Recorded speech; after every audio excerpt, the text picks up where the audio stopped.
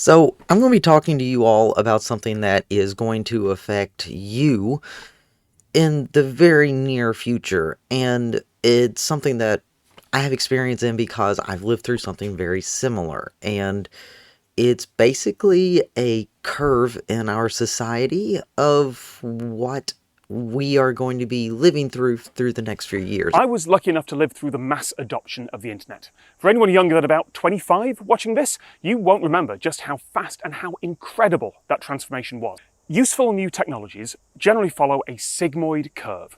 You have a slow takeoff as the technology is invented and the major pain points get sorted out, and then you have this incredible explosion of growth as people find it useful and the technology gets better and better and better and better, and loads of competitors enter the market and people find more and more and more and more and more real-world practical uses for it. And there's this massive race to make newer, better, bigger things that people keep making more stuff with. And then you reach the limit of what's possible with that technology and the rate of progress flattens out again.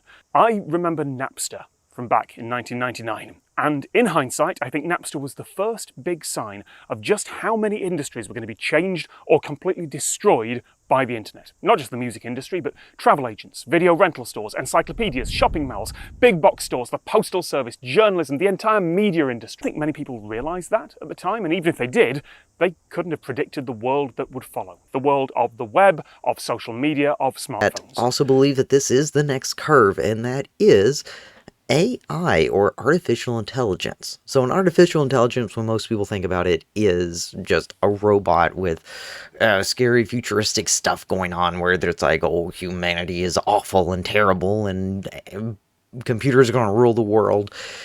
It's not quite like that. We don't really have to worry about that. What we have to worry about is jobs, as far as we are concerned, especially artists. There was a video put out not too long ago about a group of people who wanted to make an anime, but they didn't have a budget, and they wanted to use AI to do it. And it's been very popular. It's been online circulating for about a week at this point, and it's got several million views. And these four guys did this basically with no budget in their spare time, and it's a high quality, not perfect, but very high quality anime that they made essentially in their basement. And they did this all with AI. Now, in our previous lessons that we covered AI, we kind of looked at an AI called Crayon that would allow you to put in a prompt. It would generate an artwork for you, and we use those prompts to help us come up with ideas for our projects. Well, recently there's been a lot of AI. One of them I actually used recently for my own personal stuff whenever I needed to make a logo for something, and I'm not that great of a graphic designer, so I went on here to logoai.com. There you go. The subname for it is Logo Maker, an online logo maker for you. You just type in your prompts, type in your color scheme, what you would like, and it gives you selections of never before created logos for your business or product or whatever you need. This exact same thing you would be paying a graphic designer anywhere between $50 to $200. And that's a job. That's a job that you all could have growing up. In fact, you go to college to learn how to become a graphic designer, and there's a program that does it for free. Right there. So what does this have to do with the anime video that the guys just kind of made out of nowhere using AI?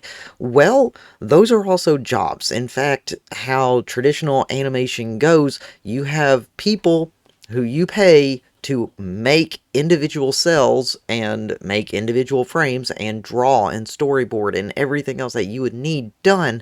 You have months of time that it takes to do that, and sometimes even years, and you have to pay hundreds and hundreds of people in order to make this one thing happen. Typically the smallest studios that you have are like 50 people, but this video that we're about to watch, which is going to be right there, but go ahead and watch that and then come back, and just keep in mind that all that was made by like 4 guys for free.